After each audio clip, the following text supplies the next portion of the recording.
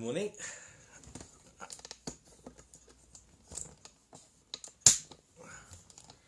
Okay. So I tried this morning. I tried this morning to start this session on the computer. Hi Charlotte. So I'm doing it on my phone. Hopefully you can hear me okay. And it just means that it's not so easy for me to see comments. I'll try and answer as they pop up, but we're just getting things started. All right. So the aim this morning is to talk about anxiety, but not just talk about it, start to look at, again, continue from last week, how it's formed, what it's for, how it works, and how to stop it, how to change it. So, like I did last time, if anybody wants the handouts, just got to message me. What am I doing today, please? So a session on anxiety management. I'm going to talk about some tools, how to create a happy journal, how to relax, how to interrupt the patterns of thoughts, that kind of stuff. Yeah, so my name is Mark Peters. We'll be starting in just a couple of minutes, but I've started early to give you a chance to join in. The aim is not to just tell you what anxiety is and what to be anxious about. That's not massively useful. The aim is to learn some useful tools. All right. So we just give it 2 more minutes. Let everybody join in. If you do have any questions, please post them, and I'll answer them as they pop up. Please be with me. Morning, Angela.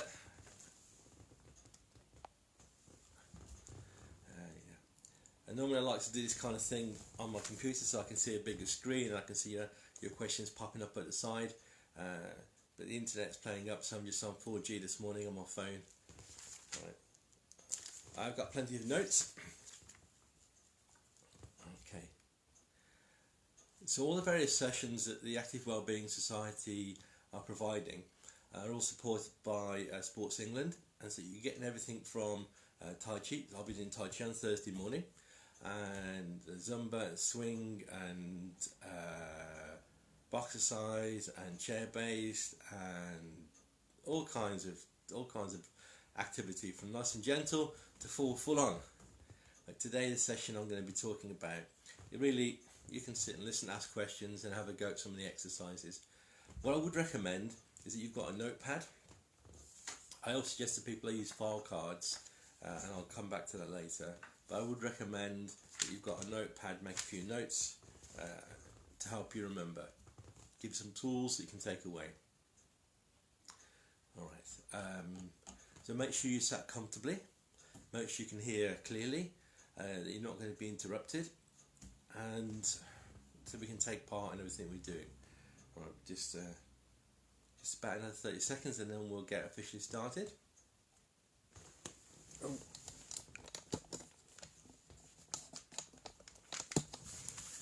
Trying to get the camera to scale up a little bit. Hope you like my big cactus. It's looking a bit sad at the moment. Alright, okay.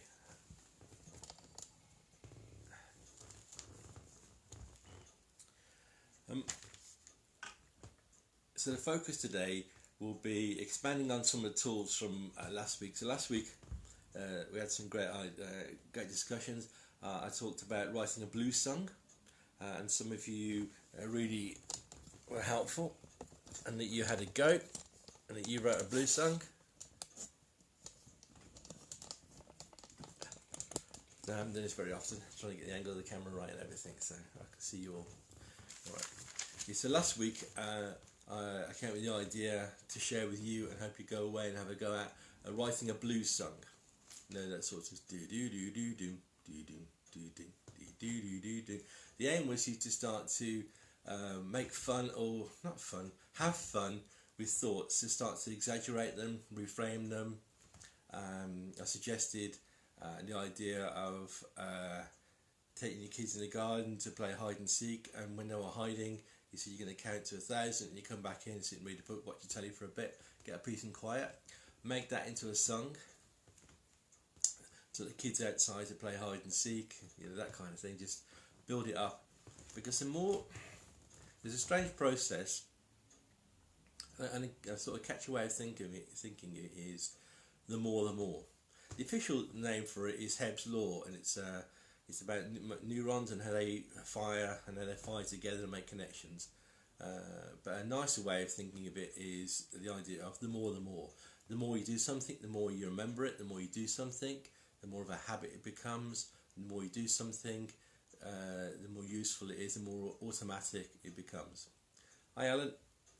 Unfortunately, with things like anxiety, the more also works. So the more we think about the news it's on, because we're being loaded constantly with facts, but rarely ever the good facts, rarely ever the nice facts, the facts of how people are showing improvement, rarely ever the facts of recovery, sunshine, other countries are not being affected. Rarely ever those facts, just the facts of how many deaths today, how bad it is, how everyone thinks they're short of PPE, constant stream of negativity. Now that kind of viral loading, that's the term that's being used on the news, viral loading. The idea that health workers that are working in this situation are so immersed in it that they're getting higher dosage or higher loading. But we're getting viral loading from news, and this constant loading of negativity and fear. It's important, remember, it's important to be aware, but this constant loading affects our brain process. So last week I talked about the reticular activating system, which is what you focus on is what the filters let in, and when those filters are built, that's what you start to see around you. So again, I'm just going to call it this week the more. The more you think about, the more you focus on, the more you do, the more those patterns build. So the more you worry, hi Steve, the more you worry, the more you focus on the worries. The more you practice, the more you watch the news repeatedly, the more you think about how difficult it is to get your shopping delivered from Asda or wherever it might be. The more you focus, the more the filter. Okay, so I'm just going to call that the more. Now, our brain doesn't know good or bad, it only knows learning patterns. And it's very good at learning patterns and running those patterns or programs. And so if you can retrain those patterns, the more useful patterns will run instead. Okay, so instead of your brain defaulting to here's a problem, the more I think about it, the more I see it. Here's a problem, pause, what other choices do I have? How can I think differently? How can I act differently? One of the advantages of this social distancing is I don't have to speak to some of the idiots that come into my life. The great thing is, with the internet, with phones, I can speak to the people I care about more often, and that's been great. The other people who bump into your life that you sort of walk down different streets sometimes to avoid, don't need to do that now. So I'm having quite a nice cleansing from those kinds of people. And I get to spend my time talking to the people that I care about. Anyway, let's get to this. So hopefully everyone's coming in. Again, just to refresh from last week, I did the blues song and I had some good examples. I suggested one and I wrote a quick one called the Corona Blues, and other people started writing songs too. So hopefully that you spent some time between then and now having a go. Remember, the more silly, the more exaggerated it. Somebody said the phrase is let's go to the land of ludicrosity. I thought I like that. The more ludicrous you make it, the more ridiculous you make it. So the land of ludicrosity. I'll mention that again later. Right. Okay. Any questions you have, just post them. Hopefully I'll catch them. If I don't, I'll certainly will answer them afterwards. Right. So some tools. Okay. Just a reminder for those people who don't remember. Our brain is designed to fire off to protect us, and the amygdala fires off with any kind of stimulus. It looks at a problem first, then looks at a solution. But you have to retrain this so it doesn't go off all the time to every single thing that could be perceived as a problem, from tripping over the carpet to a siren going past. And one of the negative sides of this social distancing is it can become a bit social isolating. and so it becomes easier and easier to sit and go inward and reflect and worry, rather than taking it as a time to catch up on jobs that you haven't been having time to do, to speak to people you haven't spoke to enough, to do the things you want to do. I can imagine later in the year, or certainly next year, that the open garden competitions, when they come round and watch you, have a look around your garden and give out awards for the best garden, I can imagine there'd be a lot more entries, because certainly a lot more people really looking after the garden. I'm starting to find out just how much I enjoy trimming, pruning and tidying, and how nice it all looks. Where in the past I always said I don't have time, but now I do, and it's looking great, and I can imagine that being entered into the competitions next year. Anyway, the more you start to teach this, what to focus on and what to not, the more it goes off proportionately. So if you're going to trip, you go, and you go, no, that's okay, I'll caught my balance. But if all you do is sit and allow it to keep thinking, big problem, big problem, big problem, big problem, big problem, big problem, the more it builds. So the grounding exercise we did, relaxation techniques we did, 5, 4, 3, 2, 1 exercise, all help build, the blue song, all help you to build better patterns, because the more you can interrupt, the better those patterns can be. So the first new tool I'd like to give you today, I'm going to call this keeping a joy journal. And I've called it this because people are always keeping a worry journal and listing all the things out loud or in their head, all the problems that could happen, and keep stacking them, so they've got this big list of problems. So what I want you to do is start to create a joy journal.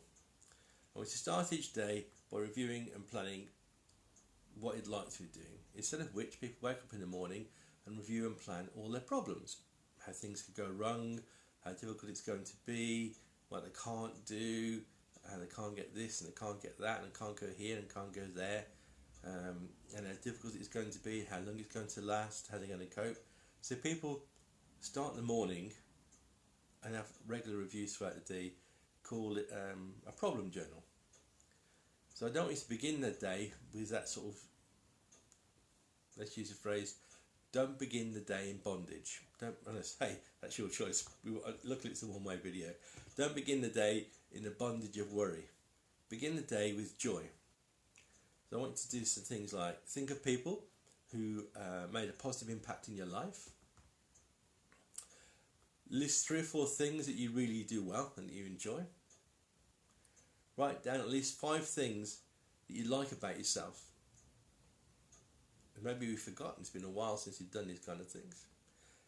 Think of a time when you had so much love in your life you could almost have burst. You feel so happy, so alive, so much love. You could be any time in your life. You had so much of it, just remember it and replay it as a movie in your mind. Think of some of your favourite things, your favourite physical activities, the stuff you did as a kid. I remember we used to call it brook bashing, which really meant just jumping across the local stream. And one of my favourite memories, and it seems silly now, but we had a friend whose nickname was Kung, and we jumped across, and he jumped and he grabbed a branch, and the branch snapped and he fell into the river. Now I say a river, it was really a stream, and it wasn't even deep enough to get past his shoulders. If you put your foot in, it wouldn't have covered your shoe. But it was lying there in the river, and we were trying to, he was shouting, get me out, I'm going to drown. It wasn't even enough water to cover his shoes. And we were supposed to try and get him out, but we were all laughing so much that we just couldn't stand up. Eventually we dragged him out and we walked home, and he dried off in the sunshine. I guess we were probably around 10, something like that, 10, 12, somewhere around there. But just the memories, and I can still remember where it was, in Bourneville, jumping across the streams that we used to call the foxes, back and forth as a kid. Those kind of memories. Some of his favourite physical activities were jumping off things, climbing over stuff, climbing up stuff. Hey, I was a young lad, that's what you did back then. Think of 5 qualities of friends and partners. Think of 3 times of inner peace and serenity. My wife used to like to call these, you having one of those World's a Wonderful Place days, when I'd be walking along and I'd be smiling for no other reason than the world was a wonderful place. The birds were singing, people were doing their daily things. I had nothing to do except just be involved with the day. I remember even sitting in the back garden, listening to the birds, watching the dogs play, feeling the sun on my face, feeling so calm, so peaceful. So think of 3 times like that. Make notes, fill out the details. And the more sensory rich you can make those memories, so you remember what you saw, what you heard, what you felt, what you smelled, what you tasted, make it as sensory rich as possible and relive that like a mini movie, playing it and having that peaceful state.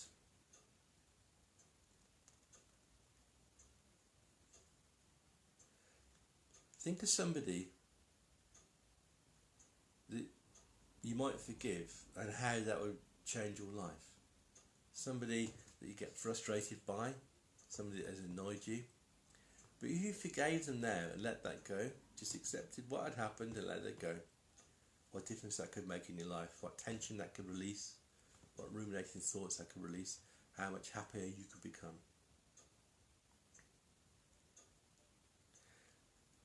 Who do you laugh with the most? Now there's kind of belly laughs, there's laughs that make you snort sometimes, there's laughs that are just for nothing much, but you laugh so much at the silly faces they pull, the silly actions they do. It could be anything at any time. Who do you laugh with the most? Remember those, make it sensory rich. Recall that feeling, so that laugh, a whole full belly laugh, chest laugh, the sort of laugh that makes you cough up your pop. Remember a laugh so much. Remember a time when you laughed so much. You might have been with that person, but you laughed so much that you nearly fell over. Your legs went weak. You could hardly stand up. Just that time, like when Kung fell in the stream and we couldn't get him out. Laughed so much, you just hadn't got the strength to stand up. That kind of laugh. You fell over laughing. Remember that phrase? I fell over laughing. Remember a time when you laughed so much. It might not always be easy, but because if you've been bound by a day of worry, if you've been caught in that bondage of stress, then it's hard to break free initially. Yet the more you practice, the more. The more you practice remembering things you enjoy doing, people that are important to you, memories of happiness and joy, and memories of serenity and peace, things you like about yourself, all that list, and I'll go through them again in a moment. The aim is to start to build this joy journal so you can start your day with joy. Again, you can write this list on a card. People who have made a positive impact on your life. 3 or 4 things that you really do well. 5 things that you like about yourself. A time when you had so much love in your life that you could have burst. Think of some of your favourite physical activities you did as a child. Think of 5 qualities of friends, family, your partner. 3 times for inner peace. Some that you might, that if you were to forgive right now, would really make a change in your life. Take away those stresses, those worries. Somebody that you laugh with the most. I remember a time you laughed so much that you just fell over. You didn't have the strength to stand up. If you wrote those 10 things down on the card, then every morning you can start that as your joy journal. Read those thoughts, read those memories, replay them, and then be bound by the day's happiness. So your brain doesn't default to here we go again. Your brain defaults to new opportunities, because the more, the more. The next, I'll call this stop the dance of chaos in your head, because that dance of chaos, that my wife likes to call it, your brain joyrides, and it does, it joyrides. It gets caught up in all kinds of worries. But if you start to stop that dance of chaos and take more charge of it, more control of it, it becomes much easier. So you can, until you can stop this self-talk, until you can halt this negative chatter, the brain will default to that as a problem, because the more, the more. So you practice your mindful relaxation. You practice your 5-step grounding technique, what you see, what you eat, what you hear, what you feel, what you smell, what you taste. Get yourself into that neutral state. Focus on your joy journal. Interrupt those patterns of thoughts. I used that word a little bit earlier. The patterns in mental health, or what, in all kinds of talking therapy, psychology and so on, they get mental programs or patterns. They're called schemas. Now a schema is a program, is a pattern, is a process that runs. And we have a schema for everything you can think of. It enables us to function. A schema for cleaning your teeth, a little mini program that when you get up in the morning, you go to clean your teeth, you know which tooth to clean first, which order, how long it takes. Yes, you might have an electric toothbrush. It says each quarter, 30 seconds. Yes, it'll be available afterwards, Susie. So you can watch the video by going back onto the Active Wellbeing Society webpage, plus also all these videos that are being run through the Active Wellbeing Society will be available on their YouTube channel afterwards. And again, if you just request a copy of the notes, I'll message you a PDF which you can download, which will have lots of helpful tools, like relaxation techniques, self-coaching techniques, these 10 points I've just mentioned, things like that. I'm not going to repeat myself, but hey, the more. The more you practice, the more relaxed you become, the more you practice teaching your brain to do your things, the more it does what you want it to do, rather than you just let it joyride and do what it thinks it wants to do. There you go. Thanks, Hermit. You just got to scroll down to videos, they'll all be there and you can watch them. And as I say, there'll be a link to send them up to YouTube afterwards. Each of them are gradually appearing onto the Active Wellbeing Society YouTube channel. So they'll be there forever and ever. But initially, they'll be on the Active Wellbeing Facebook page. Just click on videos. So back to this anyway. So stop this dance of chaos. Do your mindful relaxation and physical activities. Some of you have been taking part in. There's a great thing,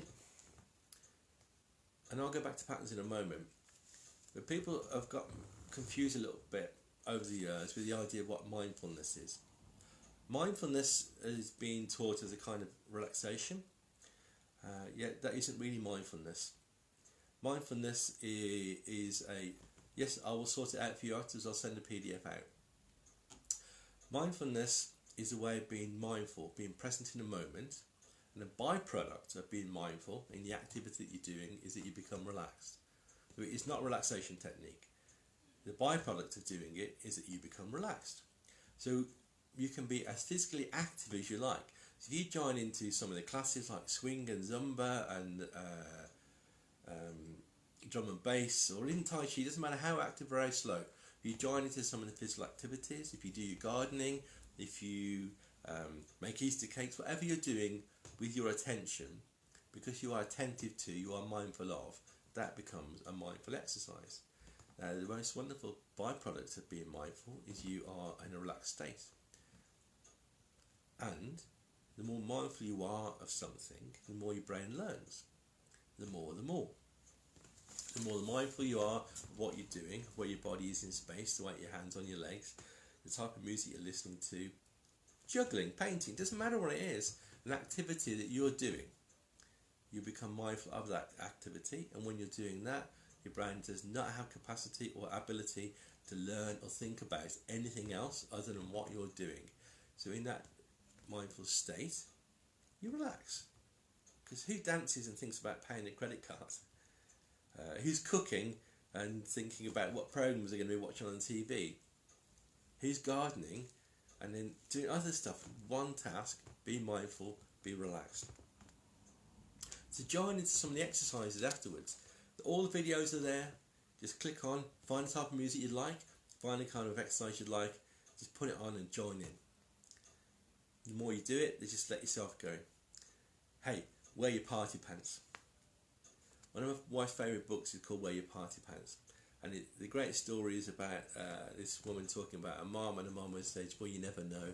Well, I come to that mum, well, you never know. Don't use those best classes. Well, why is that? Well, you never know. You'll never know became an excuse for everything. Don't do that, don't do that. Don't wear your best shoes. Well, why can't I wear my best shoes? Well, you never know. Never explain what you never know is. And so she said, well, I want some really wonderful knickers, get some nice pants. And her mum eventually gave in and bought her some pretty ones. Not usually just functional pants, but some pretty pants. And she said, can I put them on? And the mum says, no. I said, why not? I says, well, you never know. Well, you never know. What it really meant was, you never know if something really important comes up where you'll need that just in case. So you should always look after it. It's all to do with scarcity and the war years and things like that. But if you keep these things forever and never use them, they'll be pristine, but you'll never get to enjoy them. So how about this? I'm suggesting to you, wear your party pants now. Now the great thing is, if you're at home and you're joining into the exercise, any pants you like, we don't even need to see it because it's a one-way video. You watch the videos, you join in and dance in your party pants. Because the more you do that, the more you lift your state, the more you lift your state, the more. Okay. So interrupt those patterns of thought. Practice, dance, enjoy. And when you're doing that, the more. The more you interrupt those patterns, the more you do other things, the less your brain can default to them. Because a pattern starts when you trigger it. So you trigger it, interrupt it, and trigger a different way of thinking. The more you practice, the more you relax. The more you enjoy, the more you laugh, the more you remember, the more useful those patterns become. Anxiety has a purpose. Its purpose is to protect you.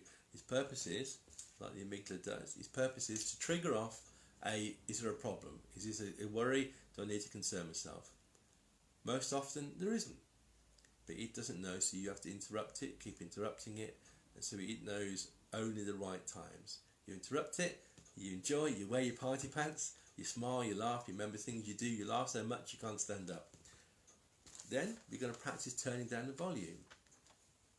Because if that chatter is going off in your ear, and it's saying, oh no, oh no, oh no, oh no, oh no, oh no, you'll hear it. So turn down the volume. Now, I'm definitely of a generation when things had dials on them and slides on them. You didn't do this on your phone or swipe. You just turn things. So I want you to turn down the dial, that noisy chatter, turn it down so it becomes quieter and quieter so you can relax. Because when you relax, things become easier. You can be relaxed and active. You can be relaxed and quiet. But relaxation enables you to slow your breathing, to feel calm, to feel happy. Okay? So learn to quiet that mind. Learn to turn down the volume. Just the strange thing is, when you listen to that voice that's talking to you, it's never talking in a nice way. It's either or it's naggy. It's never nicely. So if you think of the other voice, the voice that you hear sometimes that says, you're doing great, you're really enjoying it, you're fantastic. The voice that you've heard in the past that said, you love what you do. That's fantastic, you did a great job. That voice is a different tone and it usually comes from a different place. Maybe it's this side. Maybe the naggy one's this side and the other nice one's this side. I don't know, it's yours, not mine. But when you listen, that nice voice, turn that one up. And the horrible voice, turn that one down. So this one becomes better. Happy, fun, enjoyment. Now my plan was today was to do this outside because it looked like such a lovely day. But it's a little chilly. But it's only a little chilly right now. So put a coat on, get out in the sunshine. Yesterday we sat out, had a good time. Did some WhatsApp chat with my kids that are in different parts of the country, but they're staying in. And even the grandkids, it was funny. Because watching the grandkids driving their parents insane because they were high on Easter egg chocolate that we'd sent down. Oh, it was good. Watching that, they got to deal with them when all we had to do was say, have a lovely day, and end the conversation and giggle. Yes. The wonderful reward of being a grandparent when you can watch the kids drive their parents insane as yours did to you when you were younger. Okay, right then. Some other comments. Let's look at some tools. So I said earlier that these programs that run in our mind, these schemas are like patterns. Patterns, they start and they run. They start and they run. And when they run, they run until they finish. You know, so you know, for example, if you clean your teeth, you know about how long it takes, and you know when you're finished. You know when you clean each tooth enough, whether it be electronic one, say beeps every 30 seconds, and then double beeps, buzzes to know you finished your 2 minutes. You know, so you know when the pattern starts, you know when you've done the stages, you know when the pattern finishes. That's how patterns work. For anybody interested in looking up, it's called a TOTE model, TOTE, which is trigger, operate, test and exit. So trigger, the pattern starts. Operate, you do the process or the pattern of cleaning your teeth, whatever it might be. And you test whether you've cleaned them enough, give them a lick or know the time, and when you've done it enough, you exit and you put your toothbrush away and give your mouth a swill and carry on with the day. Wherever it might be, you're making a cup of tea. You're thirsty, that triggers a thought. You operate, you boil the kettle, you get the cup, you make the cup of tea.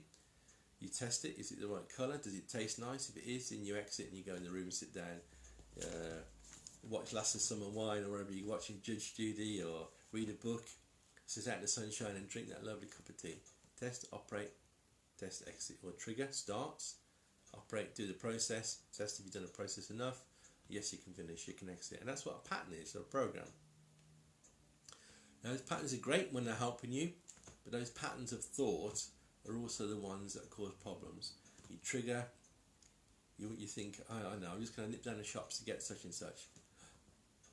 Oh, operational phase, no, I can't go out, and then you test, and you keep winding yourself into a terrible state until you wind yourself into a better state enough that when you test it you feel absolutely crap, and you can exit that strategy and start the next pattern of doom.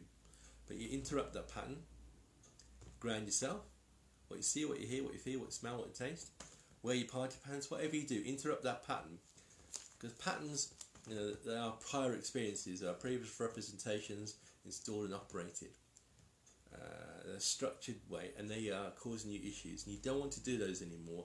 They run non-consciously, they run unconsciously, they run in background. So when you start to notice them and interrupt them, you can take control of them and reprogram them. Never moan at yourself, because moaning at yourself does not stop patterns. Noticing that you're doing them, like any skill, if you notice what you're doing, think, is that what I want to achieve? No, that's not what I want to achieve. Okay, what would I like to do instead? Now, an interrupt can also be the questions that you ask yourself. What would I like to do instead? If I was to do that, where would I start? As soon as you say if, I'm going to do it now, if, as soon as you say if I was to do that, where would I start? Your mind has to imagine that process, and that acts as an interrupt. If I was to do the gardening, where would I start? If I was to choose an exercise, what type would I like to do? If I was to plan out my tea, what would it be? If I was, if. When you start to do that, your brain interrupts that other thought and starts to do the new thoughts that you're creating. And the more you do this, the more. You've got to improve your awareness. This is the whole aim. Because if these patterns are running non-consciously or running unconsciously or subconsciously, whatever word you want to use for it, if these patterns start because of some kind of trigger, they operate because of the process that's been driven in the past and priors, and then you get a test where you've done it enough so you can feel good enough or bad enough, it doesn't really matter till you conclude it and you can exit. If they run automatically in those 4 stages, if you can interrupt them, be aware that they're running, in fact almost congratulate yourself, pat yourself on the back, congratulate yourself that you managed to run that pattern so successfully, so consistently, that you know you can do it easily. If you ever wanted to feel that way again, all you need to do was that. Now, there's no complaining, just know it exists. If you're aware of it, you can improve it. You can interrupt this non-productive pattern. You can redirect it to something more useful. So you can do something different. And when you do something different, your brain learns by difference. So you do something different, your brain realises now it has another choice. You didn't realise. A pattern is automatic. It doesn't consider other choices. When you go to clean your teeth in the morning, you don't think, do I clean my teeth with my left hand or my right hand? Which colour toothbrush should I do? Excellent, Susie. Literally pat yourself on the back. In fact, you can even call it a stretch. You can do a stretch, pat. That's the way, Susie. Give yourself a pat on the back, and you can even wind it in and make it part of your stretch.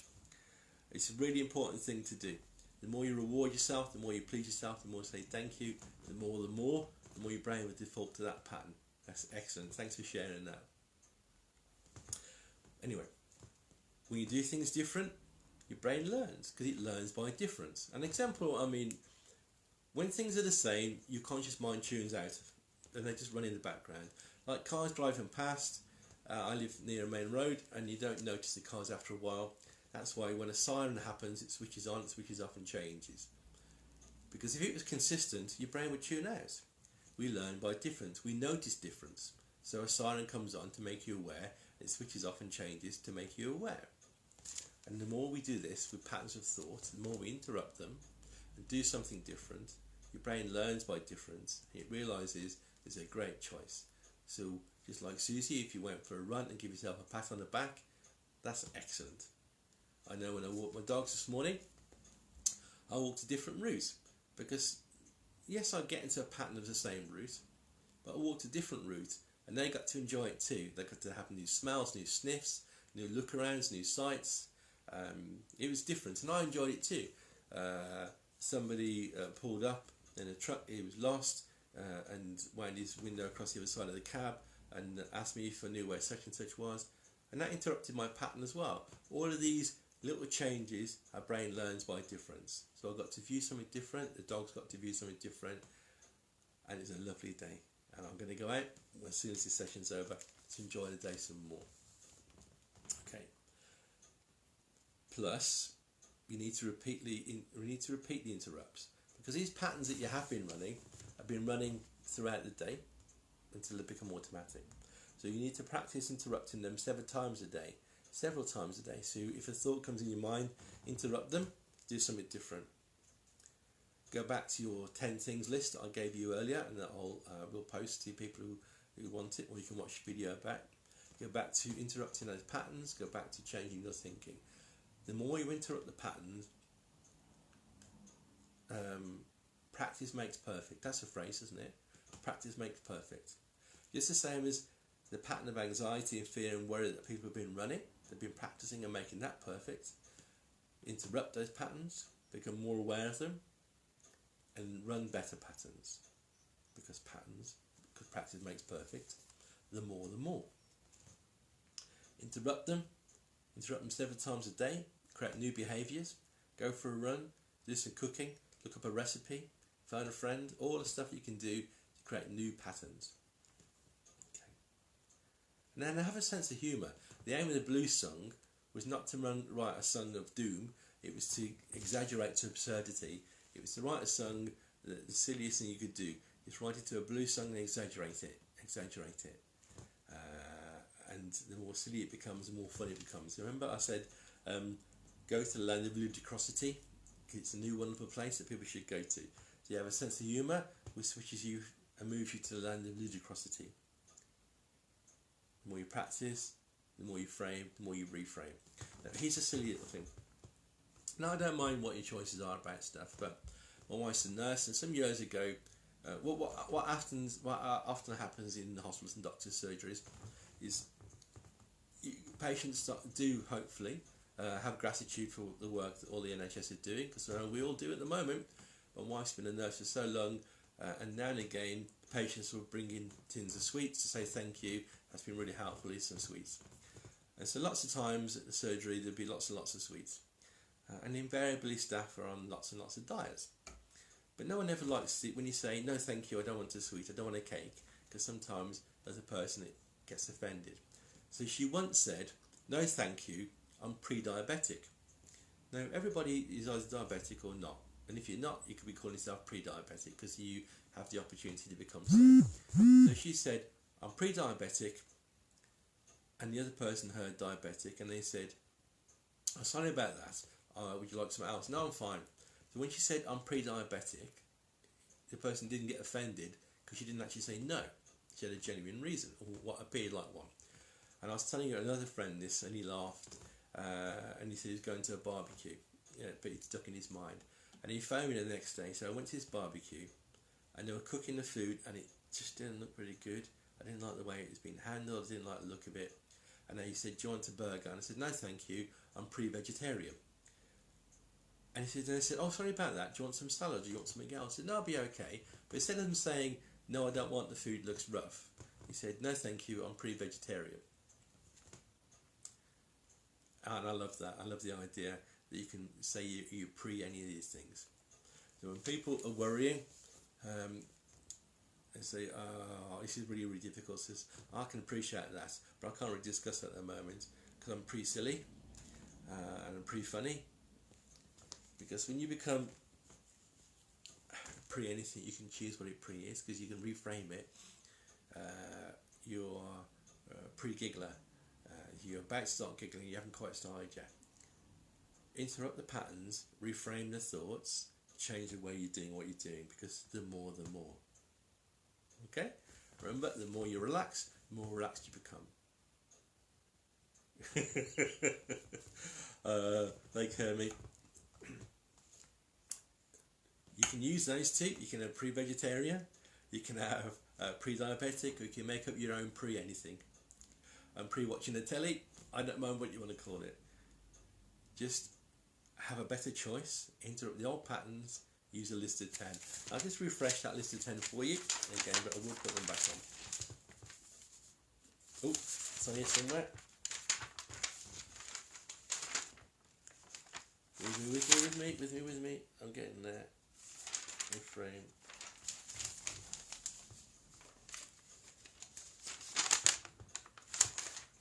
Here we go. Right then. So the 10 things were: think of people who made a positive impact in difficult times of your life. List 3 or 4 things that you do really well. Write down at least 5 things that you like about yourself.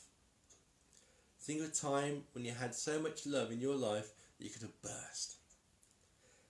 Think of some of your favourite physical activities you did as a child. Remember I said jumping over streams, brook bashing, climbing trees.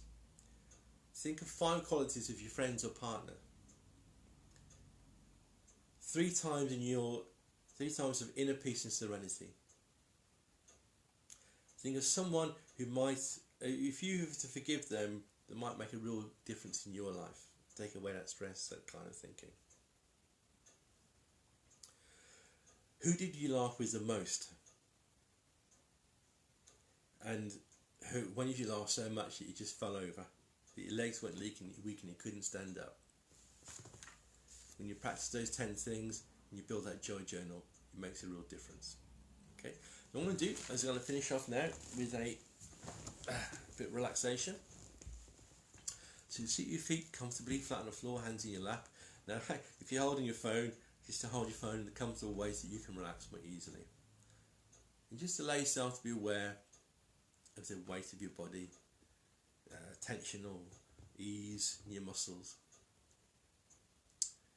your feet on the ground, even aware of your breathing, just naturally in and out. Because as you allow yourself to become more aware of you and you right now, you can notice your breathing. You can notice your heart rate. You can notice the sounds around you and the space you occupy and how comfortable you're beginning to feel. Because as you breathe and you become aware right now, you can relax much more easily than you even thought that it was possible. It is possible. Because you breathe, you relax, you reflect on those times of serenity and peace, and those fun things you did as a child. Hey, I'm reflecting on the fun things I did as a grandparent, giving the grandkids those Easter eggs, and watching them like kids on speed. Makes me smile. So you relax, you breathe, you feel calm, you feel comfortable. The more, the more you practice, the more relaxed you become. The more naturally you breathe, the more peaceful you become. The more. So keeping that wonderful feeling with you. Practice writing your blue song. Practice writing your joy journal. Practice interrupting the patterns that were negative and holding you up. Remember, you're pre-happy. You're pre-freedom. You're calm. You're in control. Bye for now.